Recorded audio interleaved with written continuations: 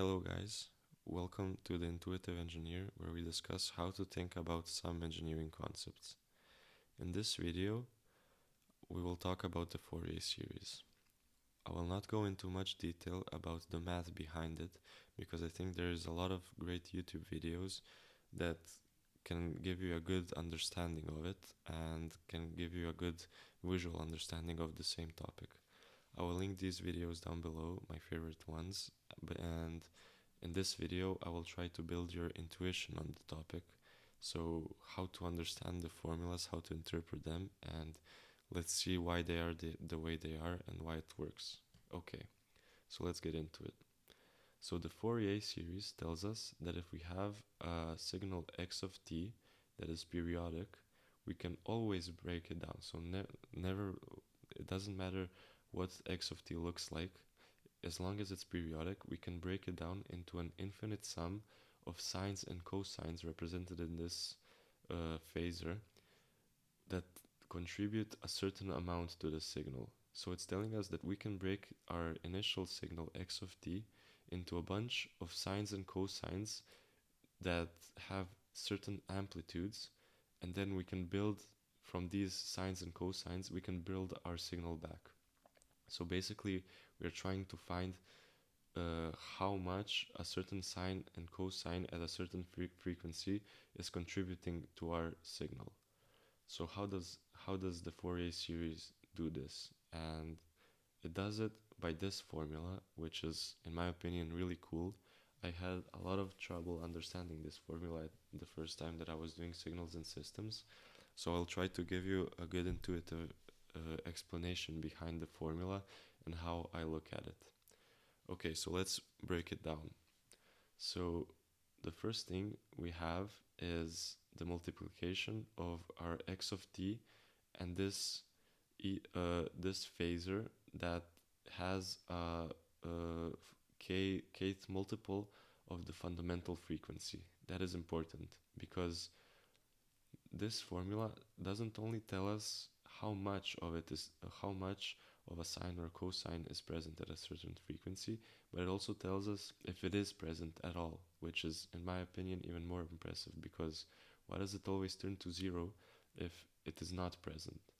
So so this part tells us if it is present, and this part tells us how much it is present. So if we integrate uh, integrate this expression and then normalize it over the one period, then we see how much of a certain sine or cosine at a certain frequency is present in our signal. So let's see how it does it. So if we have our random signal x of t, we said that we can break this signal down into a bunch of sines and cosines with different amplitudes, right? Okay, so we know that we can represent sines and cosines as this vector that is circulating around the origin, and then if we take like the amplitude here, if it goes up and down, we have a sine or cosine, right? That's how I visualize the unit circle. Okay, so now instead of the unit circle, let's say that we have our amplitude alpha k here, and that the frequency of this is omega k. So why does this turn zero? So if we multiply our sine or cosine, which is represented here, if we multiply it with this, the phasor that has, let's call it also omega k if it matches this, and some other frequency if it doesn't match, why does it go to zero if they do not match?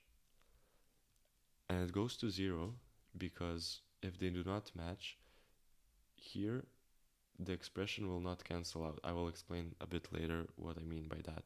So if it doesn't cancel out, it means that we will still have a periodic function, and if we integrate a periodic function, so if we integrate a sine or a cosine, not any periodic function, but if we integrate a sine or a cosine over the fundamental period, it will always be zero. So why is it not zero is also a good question. If these two frequencies match, if k times f0 matches omega k, so the frequency of our sine or cosine that is present in this arbitrary signal. So that is the next question.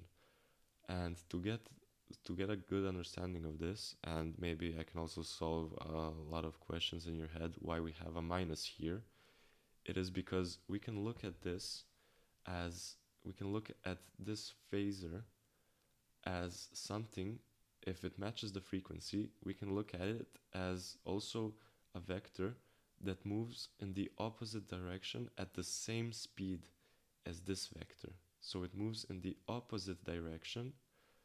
It moves opposite of this omega k. That's why it's minus in front. That's why it's a minus here.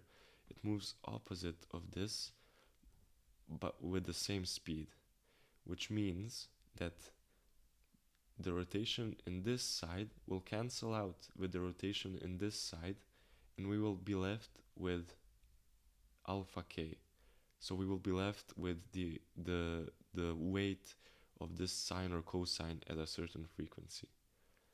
And that is basically the whole principle behind the Fourier series.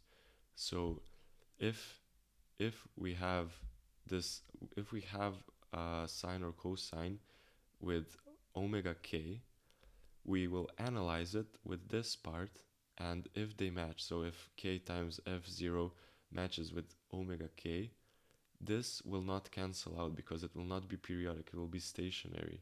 This part, this vector that's usually moving, that's at least the intuition behind it, because it will cancel out with the vector that's moving in this direction with the same speed. If you multiply two exponentials, this will also become an exponential if it's a sine or cosine.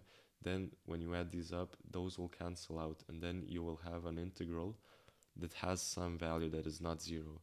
And then this part only tells us how much of this value we will have. So I hope that this explanation gave you a better understanding, a better intuition of how the Fourier series works.